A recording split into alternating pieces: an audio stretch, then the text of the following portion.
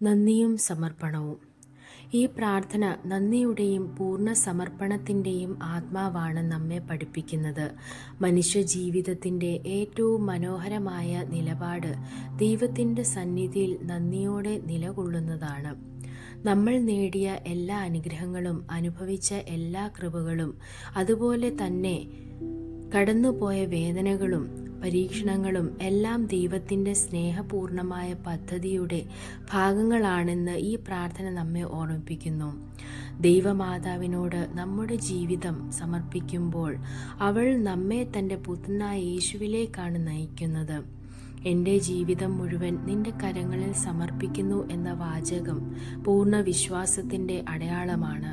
നമ്മുടെ ജീവിതത്തിൻ്റെ നിയന്ത്രണം നമ്മൾ തന്നെ പിടിച്ചു നിർത്താൻ ശ്രമിക്കുന്നതിന് പകരം ദൈവത്തിൻ്റെ ഇഷ്ടത്തിന് കീഴടങ്ങാൻ നമ്മെ പ്രേരിപ്പിക്കുന്നതാണ് ഇത്. ഇന്നത്തെ ദിനവും നാളെയും, അറിയാവുന്നതും അറിയാത്തതുമായ ഭാവിയും ദൈവത്തിൻ്റെ കരുണയിൽ ഏൽപ്പിക്കുമ്പോൾ ഹൃദയത്തിൽ സമാധാനം നിറയുന്നു. ദൈവമാതാവ് നമ്മെ ഒരിക്കലും ഉപേക്ഷിക്കാത്ത അമ്മയായതിനാൽ അവളുടെ കരങ്ങളിൽ സുരക്ഷിതരാണെന്ന ഉറപ്പ് നമുക്ക് ലഭിക്കുന്നു.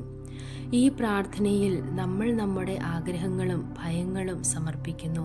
മനുഷ്യർ ഹൃദയത്തിൽ ആഗ്രഹങ്ങൾ സ്വാഭാവികമാണ്. സന്തോഷത്തിനുള്ള ആഗ്രഹം, സുരക്ഷയ്ക്കുള്ള ആഗ്രഹം, വിജയത്തിനുള്ള ആഗ്രഹം, അതുപോലെ തന്നെ ഭയങ്ങളുമുണ്ട്. പരാജയത്തിൻ്റെ ഭയം, രോഗത്തിൻ്റെ ഭയം, ഭാവിയെക്കുറിച്ചുള്ള അനിശ്ചിതത്വത്തിൻ്റെ ഭയം.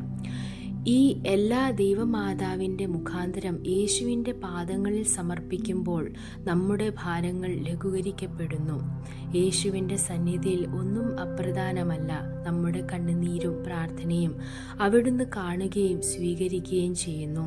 എല്ലാറ്റിനും നന്ദി മാതാവേ എന്ന അവസാന വാചകം ആത്മീയമായ പക്വതയുടെ അടയാളമാണ്. നമുക്ക് ഇഷ്ടമായ കാര്യങ്ങൾക്ക് മാത്രമല്ല, മനസ്സിലാകാത്ത സാഹചര്യങ്ങൾക്ക് പോലും നന്ദി പറയാൻ ഈ പ്രാർത്ഥന നമ്മെ പഠിപ്പിക്കുന്നു. നന്ദിയുള്ള ഹൃദയം ദൈവകൃപയ്ക്ക് തുറന്ന ഹൃദയമാണ്.